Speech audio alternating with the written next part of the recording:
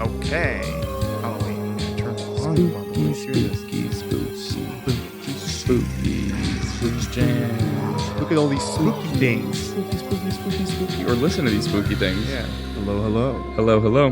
My name is Mauro. And I'm Spooky Dan. Oh, my name is Spooky Mauro, and I like that. Yeah. Okay, this is our first episode of Spooky season. Spooky Wednesday video season thing. That's the name? Yeah. That's Spooky Wednesday season thing. That's almost as good as Dan's dog walking and pet sitting. Yeah, check us out, danspicker.com. Yeah, we're doing this where we're talking about fake animals, but not so fake sometimes. I think it's creepy. real.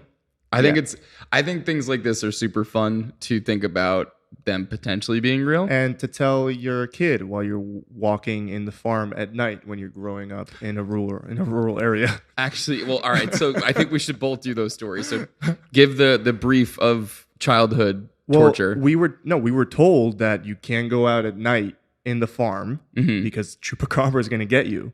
But apparently from the research, it only eats animals. But I was told that I was in danger when I was a kid. And we believed it. Yeah, it's terrifying. And we believed it. I was terrified. Did your parents do anything to further your belief? No. All right. It was purely verbal. So here's my childhood. Now, don't get me wrong. I was raised by two wonderful, loving parents. And my dad was a psychiatrist, or still is a psychiatrist. Like someone who studies the impact of things on the mind. So when we were little, he told us that if we didn't go to bed at night, the man in the shed would get us. Oh, and you from your shed? The shed in my parents' backyard. No. Oh, no. It gets way better. He would go out there at night, turn the lights on, and move stuff. Oh, he would be in a... That sounds like something I would do, though. That sounds like emotional abuse.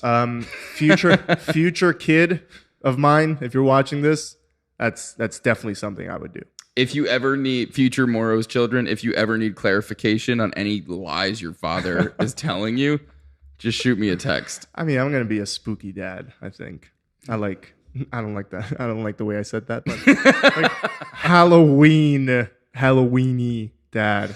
I'm going to tell them about the Chupacabra, and for now, we're going to talk about the Chupacabra. All right. So what is the Chupacabra? He or they, I don't want to... Them, theirs. A creature of folklore, right? Yeah, folklore. Lore of folk. The name Chupacabra translates to goat sucker. What a sucker. And it was a reptile-like creature, as you can see here, with a leathery or scaly greenish-gray skin with sharp spines running down its back. Yeah, already creepy. Already sounds like an alien. It sounds terrifying. Already, there's a lot of different renditions of this animal. Some are huge, some are not. I was told they were very fast. I was told they were very dangerous. And I was told it was real. So, thank God the internet exists now. I didn't have Wi-Fi until I was like 12 years old. So I couldn't look these things up. I didn't have Wi-Fi till like college. We get it. You're old. We get it. Your cell phone was $5,000 and it weighed 30 pounds. We get it. I'm not that old. Anyways, so we have an origin story. This traces, it can be traced back to a single eyewitness account. Well, first, let's do the origin story of the name. Oh, God. Okay, fine.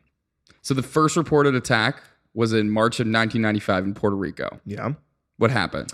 The actual name is attributed to Puerto Rican comedian Silverio Perez, who coined the label in 1995 while commenting on the attacks as a San Juan radio DJ.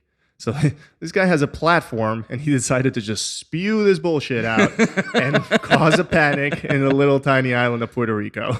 So my favorite part about the story is, like Mauro was saying, it could be traced back to a single eyewitness, a Puerto Rican woman by the name of Madeline Tolentino. And the sighting became the basis for everything Chupacabra related. I just love she became the Chupacabra oracle. Like, everyone came to her to ask her questions because she was the only one. So she described it as a bipedal, dark-eyed, long-limbed with spikes on its back. Now, This is the fun part. Yeah. So her chupacabra was nearly identical to an alien monster in the science fiction horror film Species. For those of you who remember, this is what the thing looked like. The very pretty lady that became a monster. I did have a huge crush on her. Me too. Oh, man. So the similarities were too great to be just coincidence. And not only has she just recently seen the movie, she stated in interviews that the movie monster looked like the chupacabra with spines on its back and all. The resemblance to the chupacabra was really impressive. She made up the chupacabra's appearance based on the movie and then saw the movie again and said, that looks like a chupacabra. That looks like a chupacabra, bro. That's such a paradox of bullshit. What did the chupacabra eat other than goats? Because it's in the name. It ate farm animals and pets. And according to my parents in Argentina, humans and children that love to wander around the farm at night. Thank you, all the parents from my small town, for furthering that fear. You guys honestly are great. Sound great. So little fist bump to you guys. You guys are great. I told you about the other superstition, the evil light. It was the light that you saw on the horizon that never got close, never got far. It was just there like a droning red light. And if you saw it, it meant you were going to die. La luz mala, the evil light. Yeah. Yeah. So I lived in a fun little town that terrified its children. Another real quick pause. If we're talking about superstitions, Google fan death. I don't know what that is. But we'll talk about it off air. Okay, that's great. It's amazing. So how did it eat? I'll tell you, with its mouth. That's it. Yeah, what are you, stupid? How does everything eat? I'm not stupid. I'm not stupid.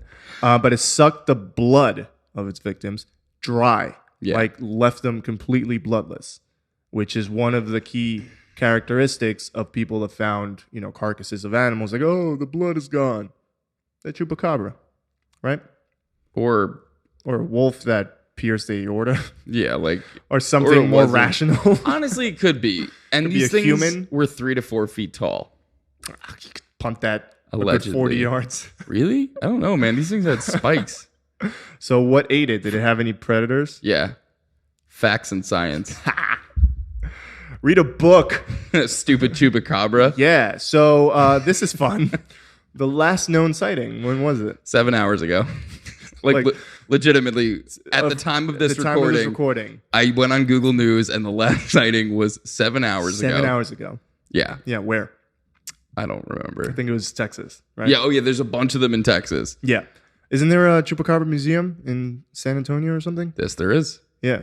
But yeah, 7 hours ago, I mean, it was probably like a stray dog with mange or something. Yeah, like people confuse foxes, coyotes, what else? Other canids. Well, anything with mange. Yeah, like if it's a hairless fox, I would think it's a creepy little creature. Every single picture of a chupacabra we've seen looks like a sick dog. It looks like a canine sort of creature. Yeah. Species. A canid. A canid. Canid? Yeah. Canid. Anyway, the chupacabra, goat blood-sucking thing. Before we end, what do you have? There is a song. Are you going to read the lyrics? Oh, my God. Okay, we have a chupacabra song. I don't think we can play it because of the copyright law of this country, but he's going to read the lyrics if he can find them. If not, we're doing this live because that's what we do. We just had a bunch of food.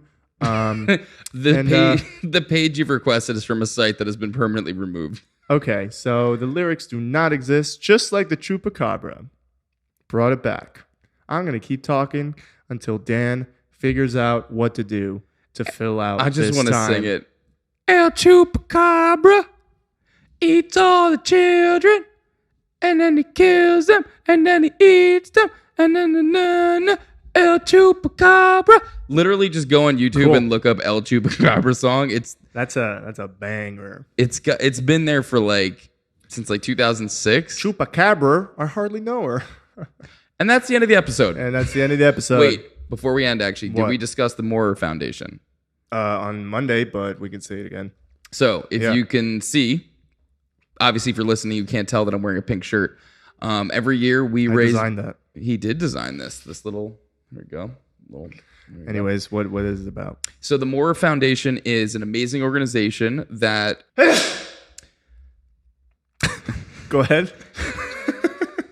Carry on. So the Mora Foundation is a wonderful organization whose mission is to save lives through breast health education with a focus on breast cancer prevention, healthy lifestyle choices, early detection, and risk reduction. So it's very hard to find somebody who has not been touched by this disease, and we would love it if you go check them out. MoraFoundation.org. We'll put links in the description and everything. Breast cancer, hell of a lot scarier than chupacabras or werewolves. Well, because breast cancer is real. Because breast cancer is real and it affects a lot of people every year. So that's why every year we try to do this little fundraiser to raise awareness, raise some funds for the Mora Foundation. Raise $10,000. Trying to raise $10,000 this year. I think that's the most we've ever set the goal. Yeah, last year we did just shy of $7,000. So. Yeah. So educate yourself. Links in the description. Check it out. Chupacabra, not real. Breast cancer, super real and scary. So educate yourself. Drop a couple bucks. And be nice to the planet. Recycle, compost. Tell people you love them. Tell your kids that the chupacabra is real and make sure they have a wildly irrational fear of going out at night because of the chupacabra. Did you have that? Yeah. Yeah, dude, I was terrified of that shit. Like to this day, I'm still like, yo, someone's definitely in here. Yeah, it's a spooky season. Go scare your kids into, lifelong trauma. Don't do that. Therapy's super expensive. Yeah, don't do that. Anyways, thank you so much for watching, listening, and being part of this. Remember to like, subscribe, comment, share. Visit us, animalspodcast.com. Hit your mic. Too much of them. Anyways, Corinne, if you do not do all of these things, I am looking directly Corinne, at you. You sweetheart. Thank you so much for all the support. Should we feature Corinne? Yeah, we're going to put a picture of Corinne. She's going to hate it, but we're going to put it I here. actually have a great picture that we should be using of her. Okay.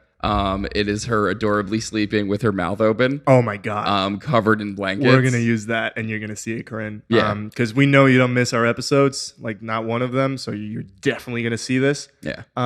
So thank you, Corinne. Thank you, Matt. And thank you to all you. If you guys want a shout out, just like Corinne got, like a 3-minute shout out, click there. Email us, animals@dancepicker.com, and we will shout you out. Whoever you are, unless you're, an asshole, which I doubt. Yeah.